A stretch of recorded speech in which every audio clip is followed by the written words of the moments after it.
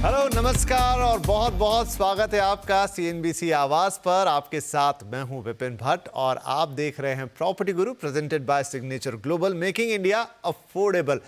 फिर से आपका ढेर सारा स्वागत। और प्रॉपर्टी गुरु में हम वक्त वक्त पर आपके लिए लेकर आते हैं कुछ खास, कुछ स्पेशल, कुछ in depth analysis real estate market का। तो आज भी वैसे ही एक खास शो आपके लिए लेकर आए हैं और आज हम बात करेंगे दिल्ली एनसीआर की और साथ में उसके कुछ इंपॉर्टेंट सबर्ब्स की, और खास तौर पे फोकस होगा सबसे हॉटेस्ट प्रॉपर्टी मार्केट गुरुग्राम पर और किस तरह का इस वक्त मूड माहौल है, किस तरह की प्रॉपर्टीज़ हैं, क्या ट्रेंड चल रहे हैं और लेटेस्ट में क्या कुछ हो रहा है। ये सारी बातें करेंगे और थोड़ा इन डेप्थ एनालिसिस आपको देने की कोशिश करेंगे ताकि आप एक अच्छा और इन्फॉर्म डिसीजन, जहां तक रियल एस्टेट की बात है, ले पाएं। और इस कार्यक्रम में हमारे साथ जुड़ रहे हैं दो खास मेहमान, प्रदीप अग्रवाल साहब, chairman and founder signature global, और पंकज कपूर साहब, एमडी लाइसेंस फोरा साहब। दोनों का ही बहुत बहुत स्वागत है। तो जैसा मैंने कहा कि आज फोकस जो है वो राजधानी पर है और राजधानी में भी उन पॉकेट्स पर, उन मार्केट्स पर जो बहुत ज़्यादा हॉट हैं। तो चूंकि प्रदीप साहब आप वहीं मौजूद हैं, वहीं का मार्केट को देख रहे हैं, समझ रहे हैं, तो आपसे शुरुआत करता हूं। इस वक्त क्या माहौल है? फरवरी के नंबर्स अगर हम बात करें, क्योंकि अब हर शहर में आउट हो चुके हैं, किस तरह का रिस्पांस है और इस समय इन ट्रेंड क्या है? विपिन जी नमस्कार। बिल्कुल, ट्रेंड से पहले मैं आपको एक चीज़ और, अगर पूरे ईयर की मैं बात करूं तो ये जो साल रहा है, जो FY25, इसके अंदर काफ़ी बेहतरीन रहा है रियल एस्टेट गुरुग्राम और दिल्ली एनसीआर पर से। वैसे तो पूरे इंडिया में ही काफ़ी अच्छा परफॉर्म किया है, लेकिन अगर मैं दिल्ली एनसीआर की बात करूं तो उसने ओवर परफॉर्म किया है। आप देखें कि जो भी नंबर्स हैं वो दिल्ली एनसीआर से one of the best number इस बार की जो रिपोर्ट्स बन रही हैं या जो रिपोर्ट्स दे रहे हैं इंस्टीट्यूशंस, वो मुझे लगता है उसमें सबसे बड़ा जो नंबर है वो दिल्ली एनसीआर से जनरेट हो रहा है। उसका बहुत एक बेसिक रीजन है कि आज जो इंफ्रास्ट्रक्चर है वो काफी ज्यादा बेहतर हुआ है। अगर गुरुग्राम की, जैसा कि आपने अभी स्टार्टिंग में कहा कि जो गुरुग्राम है वो फोकस ऑफ द एरिया इस वक्त बना हुआ है, तो उसका रीजन है कि यहाँ द्वारका एक्सप्रेसवे जो काफी, मेरा मतलब एक मॉडल की तरह है इस देश में जो एक्सप्रेसवे बने उनके अंदर से, और दूसरा एक जो राजीव चौक से सोहना वाला जो कॉरिडोर बना है जो दिल्ली मुंबई एक्सप्रेसवे को जोड़ता है, ये दोनों ऐसे की एक्सप्रेसवे रहे हैं जिन्होंने रियल एस्टेट इंडस्ट्री में काफी बड़ा अपना रोल प्ले किया है। अगर मैं बात करूं लग्जरी सेगमेंट की, नो डाउट ये जो लास्ट क्वार्टर है थोड़ा सा अल्ट्रा लग्जरी और लग्जरी के लिए सॉफ्टनेस लेकर आया है, जैसा कि पूरे के पूरे देश में आपको कहीं ना कहीं थोड़ा इस वक्त लग रहा है अनुमानों से कि थोड़ा सॉफ्टनेस है। लेकिन अगर मैं मिड इनकम की बात करूं, मिड इनकम के अंदर अभी भी सप्लाई कंस्ट्रेंट है, खास करके जहां टिकट साइज 2 करोड़ रुपए से 3 करोड़ रुपए के बीच में है, वहां पर सप्लाई कंस्ट्रेंट है, डिमांड प्रॉपर है। एंड ऐसे में जो इमर्जिंग मार्केट है हमारे, खास करके सोना रीजन के जैसे, जिसके अंदर मिड इनकम सेगमेंट का पूरा वो जो मार्केट है, उसके अंदर काफी बड़ा एक कैचमेंट कस्टमर्स को लेकर दिखाई दे रहा है। जी, तो बिल्कुल एक ओवरऑल बहुत शानदार साल, नो डाउट, रियल एस्टेट के लिए। क्योंकि आपने नंबर्स की बात की तो हमारे साथ पंकज जी हैं ही। पंकज जी, अभी तो देखिए रजिस्ट्रेशन डेटा आउट हुए हैं बहुत सारी जगह पे। मुंबई के लेटेस्ट में तो मैंने देखे हैं, और मुंबई मार्केट को इन पर्टिकुलर मैं गुरुग्राम से कंपेयर कर सकता हूं। दोनों ही हाई एंड मार्केट्स हैं, थोड़े प्राइस इनके as compared to the rest of India ऊपर रहते हैं, और दोनों ही बहुत ही हाईली प्रोडक्टिव मार्केट भी हैं। मुंबई में, जैसा प्रदीप जी ने कहा, लगभग उसी तरीके का ट्रेंड हमने देखा कि लग्जरी में थोड़ी सी सॉफ्टनेस है, वो सब जगह ही है। लेकिन अगर यहाँ के लिहाज से देखें मिड वाली, तो 50 लाख से 2-2.5 करोड़ के बीच में 56 से 70% रजिस्ट्रेशन वहीं हुए हैं। अब हम गुरुग्राम की बात कर ले एज पर से, आपकी अभी लेटेस्ट रिपोर्ट या लेटेस्ट डेटा कलेक्शन जितना आपका हुआ है वो क्या कहता है? किस तरह के नंबर्स हम वहां एक्सपेक्ट करेंगे और किस तरह का मार्केट इस वक्त दिखाई दे रहा है? क्योंकि आपने कंपैरेटिव स्केल की बात की, तो मैं टॉप 60 सिटीज के कंपैरेटिव स्केल के ऊपर अगर हम देखते हैं तो Delhi NCR in terms of value of stock sold के हिसाब से सेकंड पोजीशन पे आफ्टर एमएमआर। लेकिन in terms of number of unit sales के हिसाब से देखेंगे तो फिफ्थ पोजीशन में आज भी जो है आपकी पूना हैदराबाद में जो है यूनिट्स की सेल्स ज्यादा होती है, और इसका एक मेजर रीजन है। अगर आप कंपेयर कीजिए टाइम स्केल के ऊपर, एक पीरियड था 2010, 11, 12 जहां पे आपकी न्यू लॉन्चेस करीब 1 लाख 1.5 लाख यूनिट के करीब होती थी ईयर ऑन ईयर बेसिस पे। 2010 में 1,20,000 यूनिट आई, उसके बाद 65-70,000 यूनिट होती रही दिल्ली एनसीआर के अंदर, और स्पेशली नोएडा और गुड़गांव के अंदर, ग्रेटर नोएडा, नोएडा और गुड़गांव के अंदर न्यू सप्लाई का फ्लो बढ़ता चला गया। 2017 के बाद से हमने बिल्कुल एक सेसेशन देखा न्यू सप्लाई का, जबकि ये न्यू सप्लाई इसके 1/5 लेवल से भी नीचे चली गई थी, और एनुअली करीब 20,000 और 25,000 यूनिट की न्यू सप्लाई हो रही थी, जिस पीरियड में मुंबई एमएमआर रीजन्स में जो है सप्लाई की ग्रोथ होती हुई दिखाई दी। और केवल मुंबई एनसीआर नहीं, टॉप 8 सिटीज में मेजॉरिटी ऑफ द सिटी, आप हैदराबाद की भी बात कर लीजिए, आप अहमदाबाद की भी बात कर लीजिए, यहाँ पे न्यू सप्लाई का फ्लो बढ़ता चला गया, और उसकी वजह से सेल्स का वॉल्यूम भी बढ़ा। तो नंबर ऑफ यूनिट के पॉइंट ऑफ व्यू से जो है आपको एनसीआर जो है वो थोड़ा संकुचित वो अभी भी जो उसका पोटेंशियल है उसके हिसाब से काफी अंडर सर्व्ड है इन टर्म्स ऑफ द सप्लाई, और वो नंबर में भी दिख रहा है। हालांकि पिछले 1 साल के अंदर अगर हम देखें कि जो लग्जरी हाउसिंग है, हाई वैल्यू जो स्टॉक वहां पे बिका, उसकी वजह से वैल्यू ऑफ स्टॉक के हिसाब से वो सेकंड पोजीशन पे आ गया, बट नंबर ऑफ यूनिट के हिसाब से जो है अभी भी 5th पोजीशन पे है। और दूसरा ये है कि सप्लाई जो है इतनी संकुचित हो गई है कि अगर हम मुंबई के एमएमआर के रीजन के कंपेयर में करें तो हमारे पास अगर अनसोल्ड 3,45,000 यूनिट है, तो दिल्ली एनसीआर में जो बुकिंग स्टॉप वाले प्रोजेक्ट्स को हटा दें तो हमारे पास सप्लाई केवल 50 से 60,000 यूनिट है, और ये बता रहा है कि इन्वेंट्री ओवरहैंग बहुत कम हो गया। और यही कारण है कि आप जैसा सर बोले, प्रदीप बोले कि वहां पे सप्लाई के कंस्ट्रेंट हो गए हैं, तो ये कंस्ट्रेंट हमको भी दिख रहे हैं क्योंकि ज्यादा न्यू सप्लाई आई नहीं। पिछले 1 साल में मैंने गुड़गांव में सप्लाई आते हुए देखी, लेकिन नोएडा और ग्रेटर नोएडा जो एक वक्त पे 60 से 70% न्यू सप्लाई का कंट्रीब्यूटर होता था, वो अब घट के 30 से 35% पे हो गया। हालांकि इस वक्त गुड़गांव जो है, जैसा आपने ओपनिंग स्टेटमेंट में बोला कि गुड़गांव जो है वो एनसीआर को लीड कर रहा है, करीब 60-65% ऑफ द न्यू सप्लाई और the 60-65% of the new sales are taking place in Gurgaon.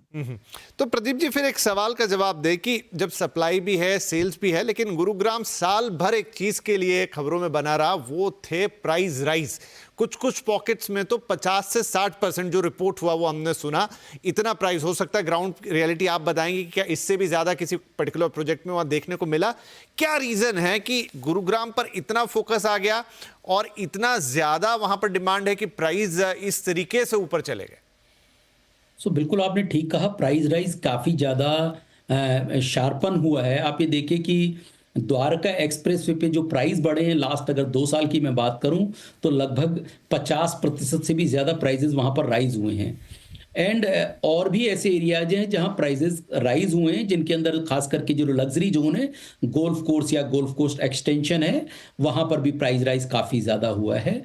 लेकिन अगर जैसा मैं सबब की बात करूं, जैसा मैंने अभी कहा कि जो सोहना रीजन है जो साउथ ऑफ गुरुग्राम के नाम से जाना जाता है, या न्यू गुरुग्राम है, जिनके अंदर काफ़ी जो सेक्टर्स हैं 90 से लेके 97-8 तक के जो सेक्टर्स लगते हैं, उनके अंदर जो प्राइस राइज है वो कंपैरेटिवली कम है। यानी ऐसा नहीं कह सकते कि आप इतना शार्पन है कि आज वो 50-60% बढ़े हैं।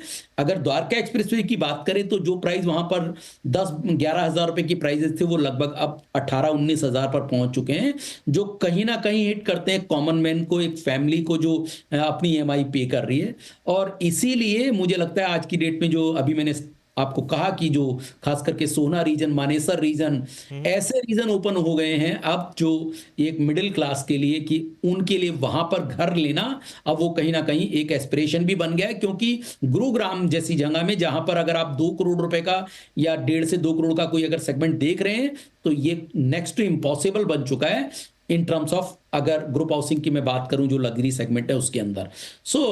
यानी प्राइस राइज हुए नो डाउट, लेकिन अब मुझे लगता है ये प्राइस राइज की जो दौड़ बनी थी ये कहीं ना कहीं थमेगी।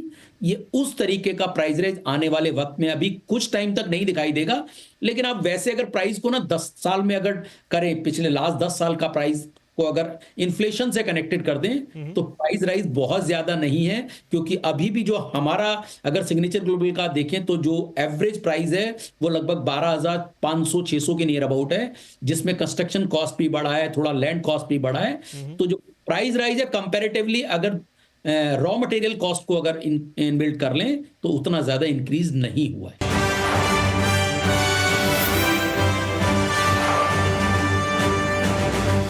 Signature Global presents.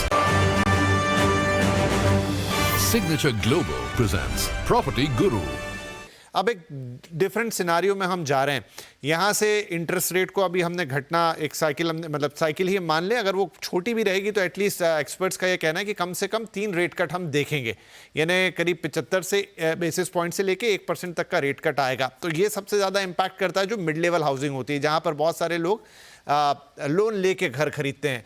और दूसरी बात यह है कि कुछ रिपोर्ट्स मैंने ये भी पढ़ी कि अब फिर से एक बार से, जो प्रदीप जी भी बात कर रहे थे कि लग्जरी हाउसिंग चल रहा था वो है अपनी जगह, लेकिन उसका एक नीश सेगमेंट है, लेकिन जो डिमांड थोड़ी सी सबड्यूड हो गई थी मिड लेवल पे या अफोर्डेबल हाउसिंग में, वो फिर से एक बार आगे बढ़ती हुई दिखाई देगी। उसके पीछे नए अक्रॉस इंडिया बात करें, गुरुग्राम बात करें और दूसरी जगहों की बात करें जहां पर आप इंफ्रास्ट्रक्चर डेवलपमेंट देख रहे हैं, नए रोजगार के मौके देख रहे हैं, कुछ नए सेक्टर्स डेवलप हो रहे हैं, तो क्या फिर से एक बार फोकस उस तरफ शिफ्ट होता हुआ नजर आएगा? नहीं, होना भी पड़ेगा, क्योंकि आप लग्जरी के ऊपर डिपेंडेंसी नहीं कर सकते। लग्जरी मार्केट जो है आपका 8 से 10% टोटल मार्केट का होता है और ज्यादातर अपग्रेडेशन डिमांड होती है। और actually after COVID upgradation demand was a major driver for the housing sales, but धीमे धीमे वो डिमांड काफी हद तक कंज्यूम अप हो गई। तो जो अब आने वाली डिमांड है उसके हिसाब से सप्लाई को भी जो है अपने आप को मैप करना पड़ेगा। और मुझे लग रहा है कि जिस तरीके का इंटरवेंशन जो है बजट में दिखाया गया कि 12 लाख के नीचे जो इनकम जिसकी है उसको जो टैक्स की राहत मिली है, उसका इम्पैक्ट आपको अफोर्डेबल और मिड सेगमेंट के अंदर होता हुआ दिखाई देगा। तो जो आपके पेरिफेरल रीजन्स है, जैसे सोना रोड हो गया या फिर आपके गाजियाबाद हो गया, ग्रेटर नोएडा हो गया, इन सब एरियाज में आपको सप्लाई और सेल्स की ग्रोथ होती हुई दिखाई देगी। और दूसरा एक और प्रदीप जी ने एक जो बात की, मैं उसको भी बोलता हूं कि रीसेंट टाइम्स में कुछ एक माइक्रो मार्केट में आपको तेजी बहुत ज्यादा दिखाई दी, लेकिन अब एवरेज रीजन के ऊपर जो प्राइस राइज देख रहे हैं और एवरेज ऑफ ऑल प्रोजेक्ट्स के अंदर जो प्राइस राइज है वो एनुअल लेवल के ऊपर 13% सबसे ज्यादा नोएडा, ग्रेटर नोएडा और गाजियाबाद में, और उसके बाद गुड़गांव के अंदर होता हुआ दिखाई दिया। लेकिन अगर आप इसको कंपेयर कीजिए 2017 से अभी तक CAGR प्राइस ग्रोथ, तो ज्यादातर जगह पे हमें CAGR प्राइस ग्रोथ वो 5%, 6% ही दिख रही है। तो जो रिसेंट सर्च प्रॉपर्टी प्राइसेस की दिख रही है, ये एक तरीके का अपसाइड करेक्शन है। कुछ हद तक कुछ एक माइक्रो मार्केट के अंदर थोड़ा स्पेकुलेशन हो सकता है, क्योंकि NCR मार्केट में इन्वेस्टर का पार्टिसिपेशन होता है, थोड़े ब्रोकर की भी एक्टिविटीज ज्यादा होती है, तो वहां पे इन्वेस्टर को इंटाइस करने के लिए थोड़ी प्राइस राइज ज्यादा भी दिखाई जाती है। तो वो कुछ हो सकता है, लेकिन ओवरऑल एस्पेक्ट्स पे प्राइसेस प्रोडक्टिव लग रहे हैं। और जिस तरीके से आपने बोला कि अब लग्जरी हाउसिंग में हमको थोड़ा सा स्लो डाउन होता हुआ दिखाई देगा और मिड और अफोर्डेबल हाउसिंग में मुझे सप्लाई और सेल्स में बढ़ोतरी होती हुई नजर आएगी। तो प्रदीप जी से एक चेक लेते हैं। प्रदीप सर, क्योंकि आपके पोर्टफोलियो में लग्जरी भी है, बहुत बड़ा फोकस आपका मिड और अफोर्डेबल हाउसिंग पर भी है, तो अब ये नए सिनारियो में आप अपना पोर्टफोलियो मिक्स कैसा देख रहे हैं? विपिन जी बिल्कुल ठीक है, क्योंकि हमारा जो कहीं ना कहीं फोकस रहा है वो मिड इनकम सेगमेंट ही है, जिसके अंदर थोड़ा सा वाइडन रेंज है, जिसे अपर मिड इनकम क्लास आप कह दें, जो 3 से 3.5 करोड़ रुपए का प्रोडक्ट है, और जो 1 करोड़ रुपए से 2 करोड़ रुपए का वो कोर मिड इनकम प्रोडक्ट है। सो इन दोनों सिनेरियो में मुझे लगता है हमारा मेन फोकस इन्हीं एरियाज में। अगर मैं अगर ईयर की भी बात करूं, जो करंट फाइनेंशियल ईयर चल रहा है, इसमें हमने मिड इनकम सेगमेंट में लगभग 3000 से ज़्यादा यूनिट सप्लाई की है और इसमें काफ़ी अच्छा रिस्पॉन्स हमें देखने को मिला है। जो प्रीमियम सेगमेंट जिसका टिकट साइज़ मैंने कहा लगभग 3 से 4 करोड़ रुपए के बीच में है, उसके अंदर भी हमने लगभग 1500 से ज़्यादा यूनिट सप्लाई की है। तो इन टर्म्स ऑफ सप्लाई मुझे लगता है कि गुरुग्राम में हम कहीं ना कहीं एक मार्केट शेयर में काफ़ी बड़ा रोल प्ले कर रहे हैं। आने वाले वक्त में भी जो हमारा फोकस है वो इन्हीं एरियाज में ही आपको नजर आएगा, क्योंकि जैसा भी पंकज जी बता रहे थे कि आने वाले वक्त में जब अगर लग्जरी मार्केट कहीं ना कहीं सॉफ्टनेस दिखाता भी है, स्लो डाउन दिखाता भी है, तो जो ये मिड इनकम सेगमेंट है ये बहुत बेहतरीन करने वाला है। और जैसा कि इस बार वित्त मंत्री जी ने बजट में एक काफी बड़ा इतना रिलैक्सेशन दिया है कि 12 लाख रुपए तक की जिनकी इनकम है उनको टैक्स जो है वो नहीं लगेगा। इसको अगर आप एक कॉमन मैन के एंगल से देखें तो हस्बैंड वाइफ जो दोनों मिलकर 24 लाख रुपए कमाते हैं उनको लगभग 1,50,60,000 रुपए साल की सेविंग होती है, जिनसे उनकी ईएमआई 12 से 13,000 रुपए उस ईएमआई में वो कंट्रीब्यूट कर सकते हैं। और जो आरबीआई का रेट कट आया है इससे भी ईएमआई के ऊपर जो पड़ने वाला बोझ था वो हल्का हुआ है। तो इसका डायरेक्टली इंपैक्ट है वो मिडिल क्लास फैमिली को है, सैलरीड क्लास लोगों को है, और हमारा जो सेगमेंट है वो कहीं ना कहीं मोस्टली उन्हीं को बिलोंग करता है। ठीक है, मैं आपसे कुछ पर्टिकुलर प्रोजेक्ट्स के बारे में और बातचीत करूंगा पंकज जी, क्योंकि जैसा आपने भी जिक्र किया कि दिल्ली एनसीआर एक ऐसी मार्केट है जहां पर इन्वेस्टर पार्टिसिपेशन काफी एक्टिव रहती है, क्योंकि उसके आसपास का जितना नॉर्थ इंडिया का रीजन है वो सब दिल्ली एनसीआर की तरफ ही देखता है, स्पेकुलेटिव भी हो जाता है फिर उसके चलते हुए मार्केट। लेकिन एक जो करेक्शन हमने आते हुए देखा, फिर एक पूरा कोरोना की वेव आई, अब एक हद तक रेरा भी मैच्योर हो चला है, इन सब के बाद क्या आज भी दिल्ली एनसीआर का मार्केट वैसा ही है जैसा एक समय में हमें दिखता था, या फिर एक मैच्योरिटी अब वहां आ गई है, चीजें संतुलन में है? होगी इन्वेस्टर पार्टिसिपेशन भी, लेकिन बहुत हद तक वो स्पेकुलेटर वाली चीज से बाहर आ गई है। अभी तक तो मुझे इस तरीके का नहीं लग रहा है कि पहले जैसे होता था कि बिल्डर्स ने माल बेच दिया और दूसरा प्रोजेक्ट लॉन्च कर दिया, उस पे कंस्ट्रक्शन पे कुछ ध्यान नहीं था। तो अब रेरा के आने के बाद जो है एक चीज ये हो गई कि अब एग्जीक्यूशन कंप्लायंसेस बढ़ गए, तो वो लेवल का स्पेकुलेशन कम हो गया। और कुछ ही एक बिल्डर हैं जो रेप्यूटेड बिल्डर हैं, उनकी सप्लाई इस वक्त मार्केट में आ रही है। तो जो पिछली बार के जो डिफॉल्टर थे वो लोग अभी तक मार्केट में उतरे नहीं हैं, और जिनके एग्जीक्यूशन अभी तक अच्छे रहे वही वाले बिल्डर मार्केट के अंदर हैं। तो मैं ये बोलूंगा कि आप ये तो नहीं कह सकते कि बिल्कुल स्पेकुलेटिव मार्केट खत्म हो गया, क्योंकि ये मार्केट ही है। जब तक इन्वेस्टर का पार्टिसिपेशन नहीं होता इस मार्केट के अंदर जो है वो ग्रोथ नहीं होती। अगर आप देखिए कि जब दूसरे मार्केट में करेक्शन हो रहा था 2017 से लेकर के अभी तक, और सप्लाई बढ़ रही थी, इस मार्केट में सप्लाई और सेल्स दोनों ही बहुत ही सबड्यूड थे। कारण क्या था कि इन्वेस्टर का पार्टिसिपेशन बिल्कुल नील था।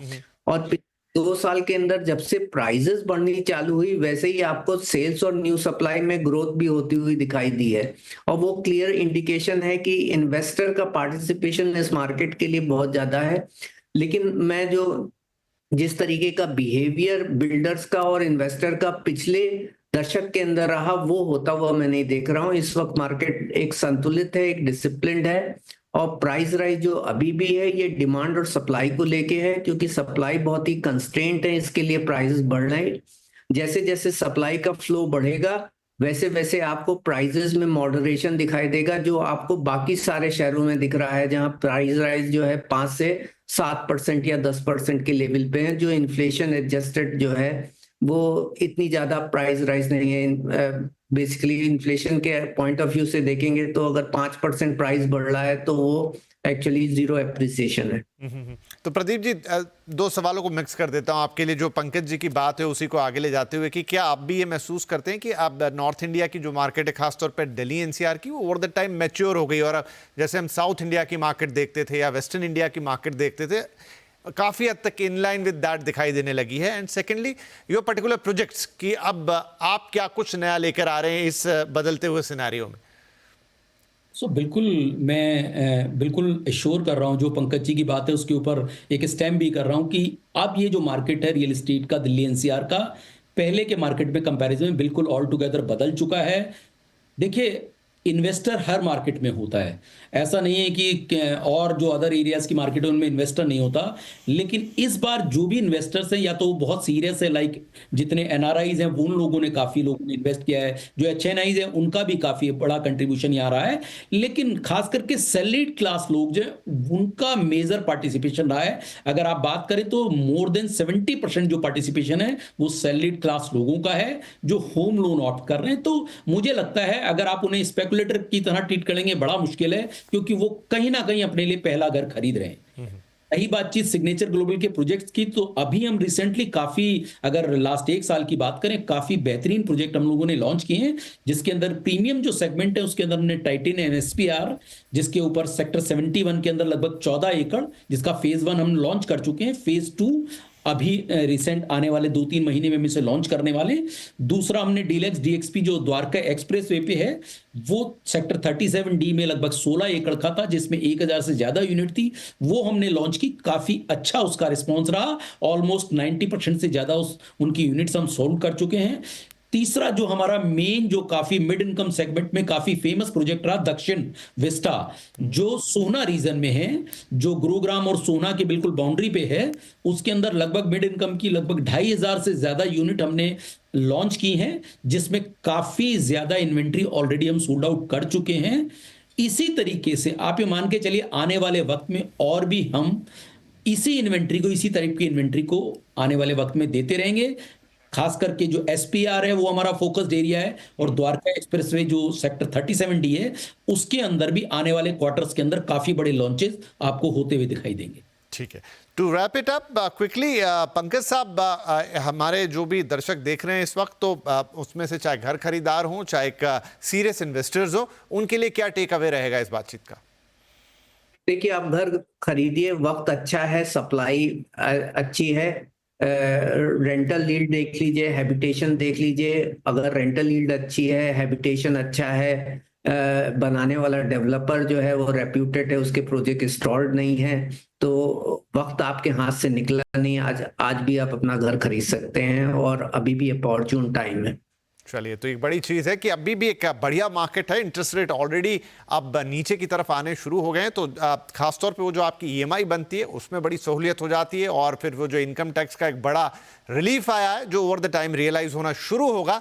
तो आई थिंक हम कई घर खरीदार जो सोच के बैठे हैं कि हाँ घर लेना है, कौन सा लेना है, कैसा लेना है, वो आप डिसाइड कर लीजिए। लेकिन वो जो फंडिंग वाला जो पूरा मैनेजमेंट होता है, वहाँ आपके लिए मौके अभी बनते हुए नजर आएंगे कि आप अपने फंड्स को कैसे मैनेज करें और अपनी उस ईएमआई को कैसे बैलेंस करवाएं। बहुत बहुत शुक्रिया प्रदीप जी और पंकज जी इस समय के लिए। काफ़ी अच्छी बातचीत हुई एंड हम बेटर समझ पाए दिल्ली एनसीआर, खासतौर पे गुरुग्राम मार्केट को, और क्या कुछ नया ट्रेंड में है और क्या हमारे दर्शक इससे टेक अवे ले सकते हैं। Thank you very much both of you. नमस्कार।